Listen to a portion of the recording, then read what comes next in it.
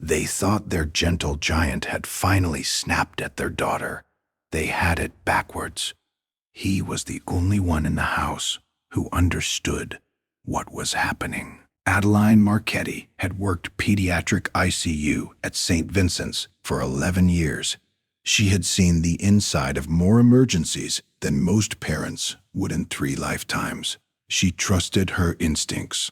She had built her entire approach to raising her daughter on them. Her daughter Poppy was 15 months old, blonde wisps of hair that never lay flat, a blue linen dress her mother-in-law had sent from Vermont. She had woken that Tuesday morning fussy in a way toddlers get fussy on the back end of a mild cold. Nothing dramatic, nothing that would send a nurse to a pediatrician. Adeline had checked her temperature at 6:14 a.m.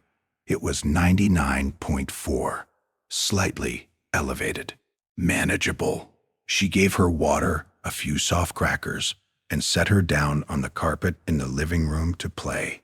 Bruno was a 6-year-old English Mastiff, 182 pounds of slow patience. He had shared the house since long before Poppy existed. He had let a screaming infant grab both his ears and never so much as flinched. Everyone who met him used the same phrase, gentle to the point of being a little slow, which is why what happened at 7:20 that morning made no sense at all. Poppy started crying, not the sharp cry of a fall, the lower, jagged kind, the kind that comes from somewhere the baby cannot point to. Bruno crossed the room faster than Adeline had ever seen him move. He lowered his enormous head until his broad muzzle was 4 inches from her daughter's face, and he stayed there. Adeline stood up from the kitchen counter. Bruno, back. He did not move, not a fraction. Poppy cried harder. Bruno leaned in closer. His nose drifted toward her open mouth and hovered. Held 2 full seconds. Then he inhaled, slow, deliberate, and did not step back. In 11 years of pediatric nursing, Adeline had seen exactly this pattern in incident reports she had helped write.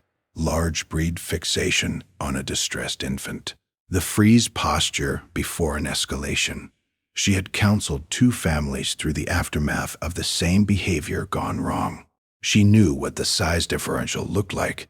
She knew what came next in the reports. She crossed the room and put herself between them. Bruno moved around her. He was not growling. His shoulders were relaxed, but he would not, could not be redirected. He pressed himself against her leg and craned his head back toward the crying baby. Adeline's husband Silas came in from the mudroom and watched it happen for 20 seconds. He looked at his wife. She was already nodding. Put him in the yard, just for the morning, until we figure out what's happening. Her sister was visiting that week. She was standing in the hallway drinking coffee, and she said what she had not been asked. Addie, you can't take that chance. Not with a baby. Not with a dog that big. 3 adults. The same conclusion that felt, at the time, like confirmation. The back door clicked shut. Poppy stopped crying almost immediately. That felt like proof. Adeline scooped her up, felt the small, warm weight of her daughter's head press into her collarbone, and carried her to the living room couch with the quiet of a problem solved. Bruno began scratching at the back door within 8 minutes, not barking, scratching. A steady, focused, deliberate scraping that did not stop and did not change rhythm. Silas let him back in. Bruno crossed the house in a straight line, went directly to the living room doorway, and would not enter. He sat on the threshold, his massive body still, and refused to look away from the couch. Adeline came to stand beside her husband. She looked at the dog. She looked at her daughter, who had fallen asleep against a cushion, cheeks flushed pink. Then she looked at the dog again, at the way his brow was drawn tight above his eyes, at the position of his ears. 11 years of pediatric ICU had taught her one thing above everything else. The quiet that follows a distressed child is not always peace. She went to Poppy. Her daughter's cheek was the wrong kind of hot, not the surface warmth of a low fever, the deeper flush that a nurse's hand recognizes before the number is spoken. She turned Poppy toward the light. Her lips looked slightly dry. Her breathing was even but faster than it should have been. Adeline pressed the thermometer against her temple. 104.2. The number had climbed almost 2 full degrees in 90 minutes. A febrile seizure in a 15-month-old is a race against the temperature curve, not against the clock. She was already on the phone before she finished forming the thought, already carrying her daughter to the car, already telling Silas to grab the diaper bag and the medical file. If you stay for stories about what animals sense before we do, you're in the right place. Subscribe so you don't miss the next one. Dr. Rachel Okonkwo at the Pediatric Urgent Care assessed Poppy in under 3 minutes. Ibuprofen, cool compresses, a full workup for the underlying infection, a stubborn ear infection they had missed at the last well check. You brought her in when you did, Dr. Okonkwo said, watching the temperature graph on her screen. Another 6 minutes at that trajectory, and we would be managing a seizure in the parking lot instead of a fever in the exam room. Later, the veterinary behavioral consultant who reviewed Bruno's history, Dr. Ayanla Reyes, olfactory research Cornell, explained what had been happening on the living room floor. A rising core temperature in a small child produces measurable shifts in the volatile organic compounds present on the exhaled breath. Dogs register those shifts at parts per trillion, hours before a caregiver would suspect anything worse than a warm forehead.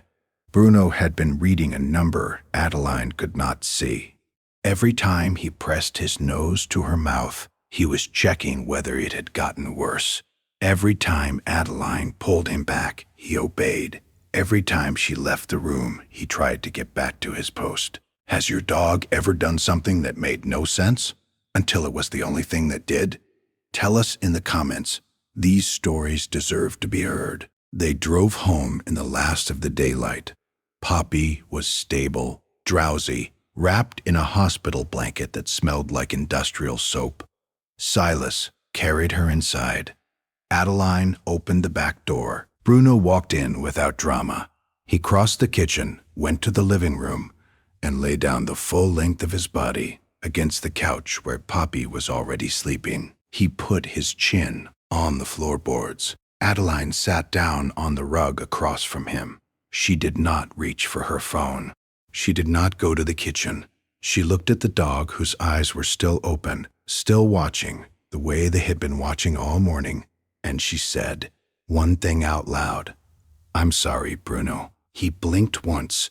Then he pushed his broad head against her knee and settled his weight there, and did not move for the rest of the evening. On the floor beside the couch, the rise and fall of 2 chests, one small and one enormous, kept the same slow rhythm together until the room was completely dark. If stories like this matter to you, subscribe so you never miss the next one.